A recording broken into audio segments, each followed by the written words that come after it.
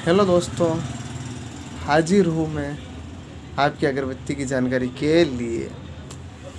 तो दोस्तों, आज हम जिस जिस टॉपिक पर बात करेंगे वो टॉपिक ये है कि सर, अगरबत्ती के बिजनेस में कितना प्रॉफिट और कितना लॉस है। दोस्तों, इसी प्रकार की अगरबत्ती और पूजा पाठ एस्ट्रोलॉजी से संबंधित जानकारी प्राप्त करने के लिए आप हमारे अयन शर्मा चैनल को ज़रूर से सब्सक्राइब कीजिए और बेल आइकन को भी दबा दीजिए। और दोस्तों, वीडियो को भी लाइक कीजिए। दोस्तों, वीडियो को लाइक करने से चैनल को सपोर्ट मिलता है। और दोस्तों, जैसा कि प्रश्न में पूछा गया है कि सर, अगरबत्ती के बिज़नेस में कितना लॉस और कितना प्रॉफिट है। तो दोस्तों, जैसा कि मैंने आपको पहले एक वीडियो में बताया है कि अगरबत्ती का बिज़नेस हो या और कोई दूसरा बिज़नेस हो, इसमें सबसे पहले तो आप बिज़नेस किस तरह से, किस प्रकार से, किस टाइप से करते हैं उस पर भी निर्भर करता है। और दोस्तों,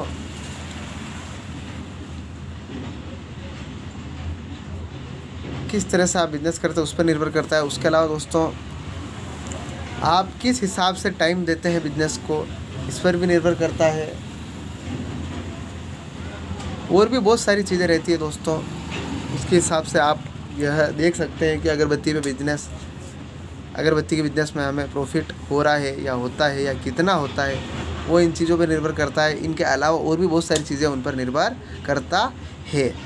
और दोस्तों, वैसे तो अब आप अगरबत्ती किस प्रकार से,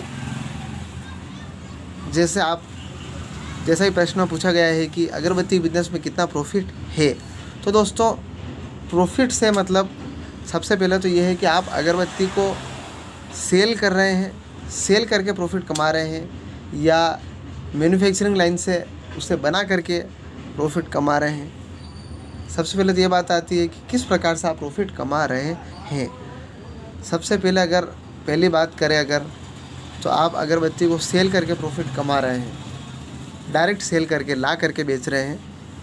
तो दोस्तों, कहीं से ख़रीद करके ला करके आप अगरबत्ती को बेच रहे हैं और उसके अकॉर्डिंग, उसके हिसाब से आप प्रॉफिट की बात पूछ रहे हैं। तो दोस्तों,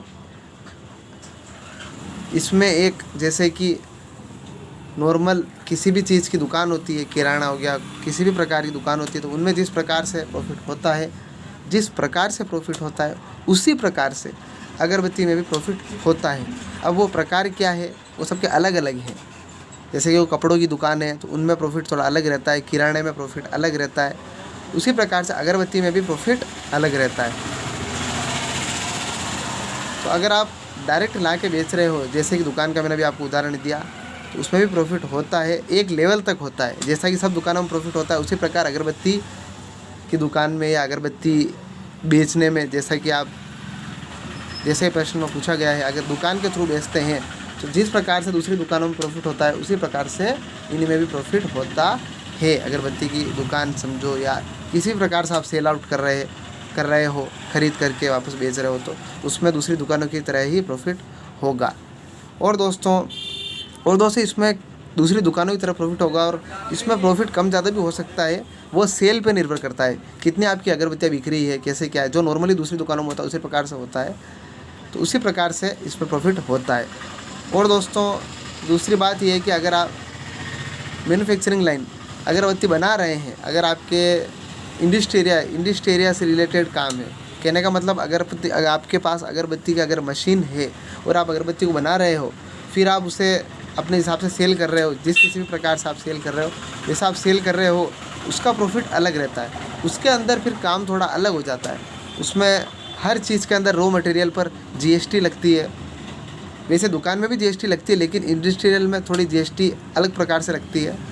तो दोस्तों, उसमें भी ये निर्भर करता है कि दुकान जैसे ही है कि कितनी सेल है आपकी, किस प्रकार से आप अगरबत्ती बना रहे हो, कितना क्या उसके अंदर मटेरियल डाल रहे हो, इस चीज़ पे भी निर्भर करता है। वैसे मैन्युफैक्चरिंग लाइन में थोड़ा सा प्रॉफिट ज़्यादा रहता है, थोड़ा सा, ज़्यादा भी नहीं, हल्का सा थोड़ा सा प्रॉफिट ज़्यादा रहता है, लेकिन उसके अंदर फिर मेहनत भी ज़्यादा होती है दोस्तों, मेहनत भी ज़्यादा होती है। अगर आप मेहनत ज़्यादा करते हो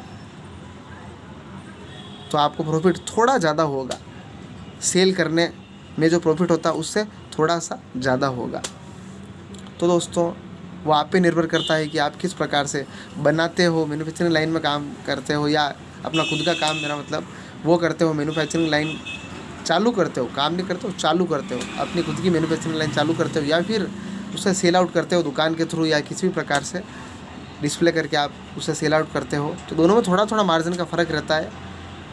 दुकान के थ्रू या डिस्प्ले के थ्रू जो करते हो आप सेल, उसमें थोड़ा सा मार्जिन कम रहता है और मैन्युफैक्चरिंग लाइन में थोड़ा सा ज़्यादा रहता है। लेकिन मैन्युफैक्चरिंग लाइन में मेहनत ज़्यादा है और डिस्प्ले या दुकान के थ्रू आप जो बेचते हो उसमें मेहनत कम है।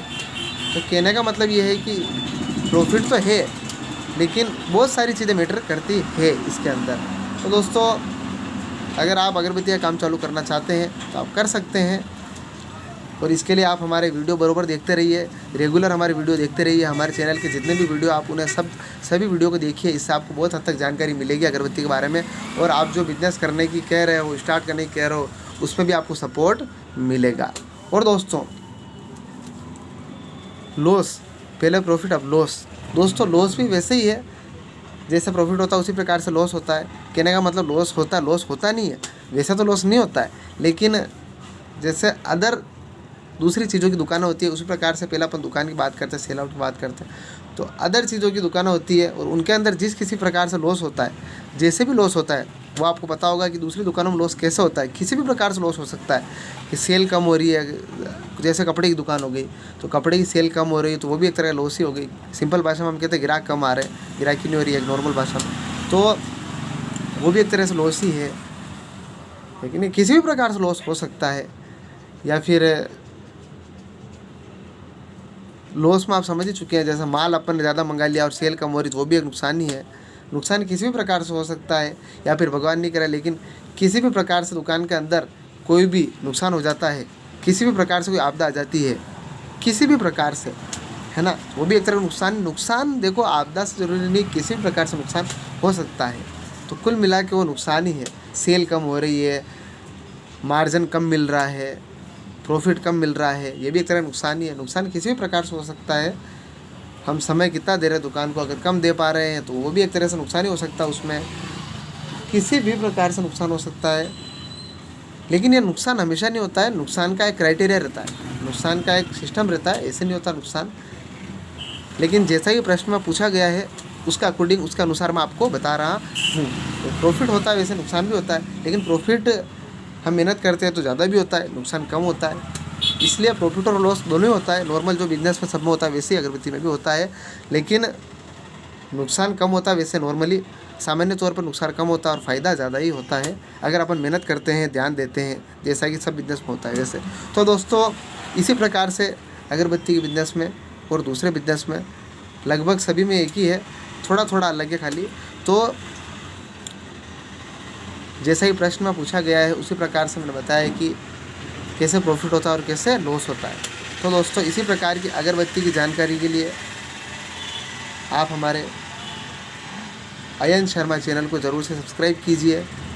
और दोस्तों अगरबत्ती के साथ साथ पूजा पाठ, एस्ट्रोलॉजी से संबंधित भी आप कोई प्रश्न पूछना चाहते हैं तो दोस्तों आप हमें कमेंट बॉक्स में लिखकर अवश्य भेजिए, क्योंकि दोस्तों कमेंट बॉक्स आपका ही है।